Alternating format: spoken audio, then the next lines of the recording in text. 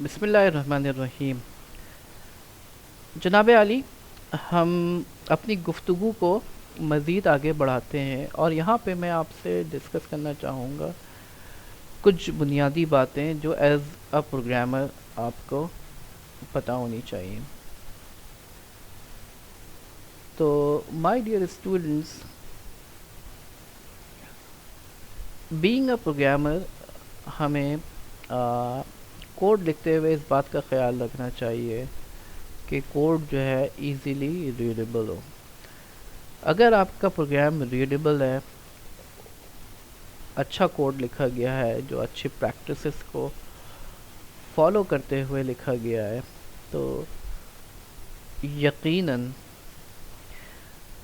اگر کوئی دوسرا بندہ اس کوڈ کو ریڈ کرتا ہے یا ایون آپ بھی آفٹر سم ٹائمز ریڈ کرتے ہیں، تو اگر وہ اچھی پریکٹسز کو فالو کر کے لکھا گیا ہے تو آپ کا کوڈ ریڈیبل ہوگا، سمجھ میں آ جائے گا. اور اگر اس کی ریڈیبلٹی اچھی ہوگی تو پروگرام کی رائٹیبلٹی بھی اچھی ہوگی. یعنی رائٹیبلٹی سے مراد یہ ہے کہ آپ کا پروگرام، آپ کا کوڈ جو ہے، مختصر کوڈ میں آپ زیادہ فنکشنالٹی کو امپلیمنٹ کر سکیں.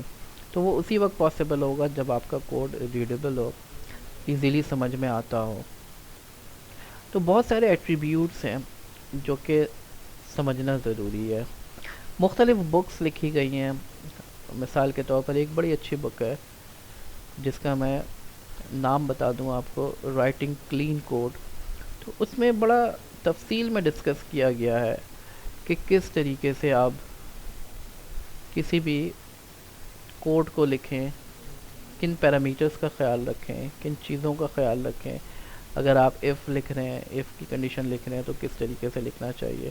اگر آپ فنکشنز بنا رہے ہیں تو کس طریقے سے بنانے چاہیے. اگر آپ کلاسز بنا رہے ہیں تو کس طریقے سے بنانا چاہیے. تو ریڈیبلٹی اور رائٹیبلٹی کسی بھی پروگرام کی، کسی بھی کوڈ کی امپروو کرنے کے لیے بہت ساری گائیڈ لائنز ہیں جن کو فالو کرنا ضروری ہے.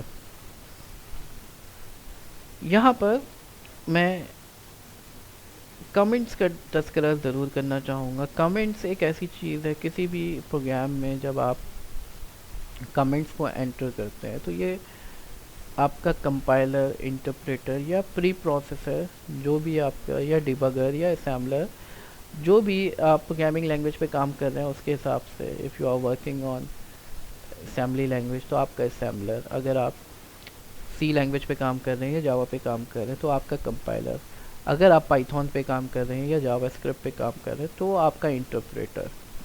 تو جو بھی scenario, whether it is your compiler, your interpreter اور یور اسمبلر، وہ کمنٹس کو اگنور کر دیتا ہے، اس کو پروسیس نہیں کرتا. یہ کمنٹس بنیادی طور پر پروگرامر کی اپنی ہیلپ کے لیے ہوتے ہیں یا دوسرے لوگ جو آپ کا کوڈ پڑھیں گے تاکہ آپ کی سمجھ میں آئے کہ اس کوڈ میں کیا ہو رہا ہے. بنیادی طور پر اصولاً آپ کا کوڈ اتنا اچھا لکھا ہونا چاہیے کہ کمنٹس کی ضرورت بھی نہ پڑے. جیسے میں نے آپ کو ریفرنس دیا ایک بک کا، تو اس بک پہ یہی بات لکھی ہوئی ہے کہ ایک اچھا کوڈ تو ایسا ہونا چاہیے کہ اس کے لیے کمنٹس کی ضرورت بھی نہ پڑے. اگر آپ کا کوڈ کمپلیکس ہو جاتا ہے مثال کے طور پر تو آپ کمنٹس کے تھرو اس کو ایکسپلین کر سکتے ہیں. تو پائتھون میں کمنٹس ڈالنے کا کیا طریقہ کار ہے؟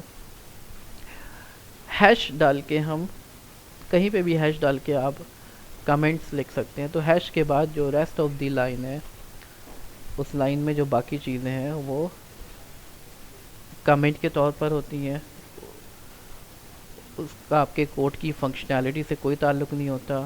آپ کا کمپائلر یا انٹرپریٹر، جو کہ یہاں پہ اس کیس میں انٹرپریٹر ہوگا کیونکہ پائتھون ایک انٹرپریٹڈ لینگویج ہے، تو انٹرپریٹر آپ کے کمنٹ کو اگنور کر دیتا ہے، وہ پروسیس نہیں کرتا.